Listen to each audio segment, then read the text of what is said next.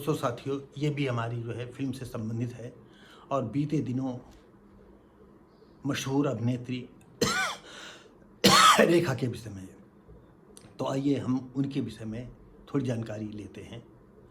बीती सदी की एक अभिनेत्री का नाम सुनते ही आज के नौजवानों के दिलों की धड़कनें भी तेज होने लगती हैं।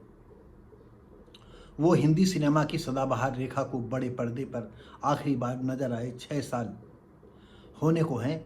फिर बनेगी अमिताभ और रेखा की जोड़ी, ऐसा लोगों का अनुमान है। कुछ बातें ऐसी हैं जो आगे अभी हम खोलते हैं। अभिनेता धर्मेंद्र के कहने पर रेखा उनकी फिल्म यमला पगला दीवाना फिर से की एक गाने में रिकॉर्डिंग यानी काम किया। फिर से की एक गाने में 6 साल पहले साल 2018 में नजर आई थी। अदाकारी के लिहाज से उनकी आखिरी फिल्म शमताब और सुपर नानी रही है, लेकिन उनके अभिनेता ऋतिक रोशन की मां की किरदार वाली फिल्में कोई मिल गया, क्रश और क्रश 3 को लोग खूब मिस करते हैं। आप इस फिल्मों के निर्माता निर्देशक राकेश रोशन ने हाल ही में रेखा से फिर से मुलाकात की है। जब मुलाकात की है तो आप जान तो ये आदमी इतने सेल्फिश होते हैं, बगैर उसके बाय द वे ही कोई मिलने चला जाए नहीं, कोई नहीं पूछता तुम कहाँ हो कैसे हो। लेकिन वो तो दिग्गज अभिनेत्री रही है, अपने ज़माने की मशहूर हीरोइन। वैसे तो ये मुलाकात रोशन परिवार पर बन रही एक डॉक्यूमेंट्री के सिलसिले में ही है, लेकिन इस दौरान रेखा और राकेश रोशन की क्रश सीरीज की अगली फिल्म को लेकर भी लंबी चर्चाएं चल रही हैं। रेखा ने ही फिल्म कोई मिल गया है में राकेश रोशन को अपने बेटे के पिता के रोल पर्दे पर करने को कहा था और राकेश रोशन निर्देशित फिल्म खून भरी मांग के बाद से दोनों का रिश्ता काफ़ी करीब रहा है। जानकारी के मुताबिक राकेश रोशन ने फिल्म क्रश 4 की कहानी को लेकर रेखा से कुछ सुझाव मांगे और इसे वो अपनी पूरी हो चुकी पटकथा में पिरो भी रहे हैं।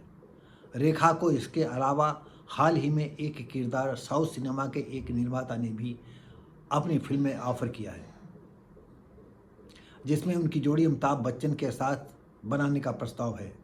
तो दोस्तों साथियों, जैसा कि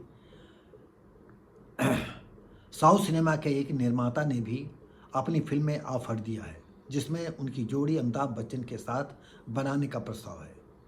एक संगीतकार की यह कहानी अमिताभ के निजी अनुभवों से प्रेरित बताई जाती है। हालांकि इस बारे में अब तक न तो रेखा की तरफ से कोई आधिकारिक बयान आया है और न ही फिल्म निर्माता की इस बारे में कुछ भी आधिकारिक रूप से कहना चाहते हैं। तो दोस्तों साथियों, अब ये पुराने जितने लोग हैं वो रेखा को जानते होंगे कि जब रेखा आ जाती थी उनकी मदमस्त चाल से कितने लोग दीवाने हो जाते थे। और ये उनकी दीवानगी फिल्म हीरोइन नहीं, जैसे कि हमारे जितने बुजुर्ग हैं जब वो नौटंकी देखते गांव में मतलब नर्तकी आती थी, जिनको बेड़िन कहा जाता था, जिनको रंडी कहा जाता था, या कभी कभी नौटंकी में लड़कियां डांस करती थी, नगाड़े पर नाचती थी, तो युवा, जवान, किशोर, वृद्ध ऐसे पगला जाते थे कि पूछो नहीं, क्योंकि मेकअप का बहुत कमाल होता। अब आपको बहुत अच्छी सी एक छोटी सी बात मैं बताने जा रहा हूँ। हम अपने गांव में एक क्लब बनाया था, क्लब मैं उसमें डायरेक्टर था और ज़्यादातर उसमें रात दिन मेरा ही योगदान रहा। इसके साथ एक डॉक्टर सतीश कुमारी तिवारी थे, उनका दूसरे नंबर पर योगदान था। हम लोग मिलजुल करके ही काम करते थे। तो एक जगह खर्चे पर आया कि जितना खर्चा लगेगा, बाहरी खर्चा, नृत्य है, ढोलक है, पर्दे का खर्चा है, वो पार्टी को देना होगा और हम लोगों को एक पैसा नहीं चाहिए। शाम को आप खाना खिला देंगे तो बड़ी बात है, क्योंकि ये जो है एक नशा था सब लोगों में और हर लड़का हमारे गांव का ही था। तो डांस सर करने के लिए हमने सतीश कुमार को भेजा। सतीश कुमार ने जो है 2 डांसर किए, एक तो परिचित था, एक नया था। जो नया था वो 50 साल का था। जब वो आता है तो मैं सतीश से कहता हूँ कि यार हो तुमको यही बुढ़ा मिला था, आपको क्या बताएं।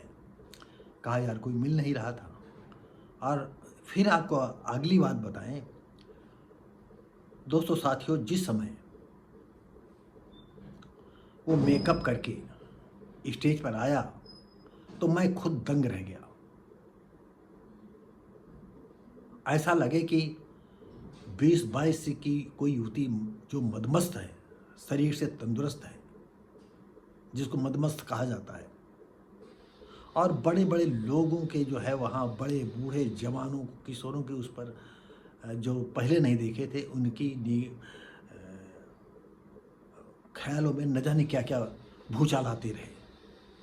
न जानिए, अब आप हमारे दर्शक हैं, आप अनुमान जो लगा लें, जहाँ तक लगा सकते हैं वो सब सही है।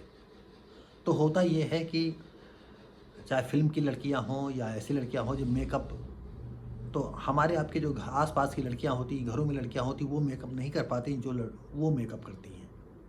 और जो डांसर करते हैं मेकअप, बिल्कुल काया पलट हो जाती है। तो दोस्तों साथियों, तो रेखा की बात हम यहीं पर रोकते हैं।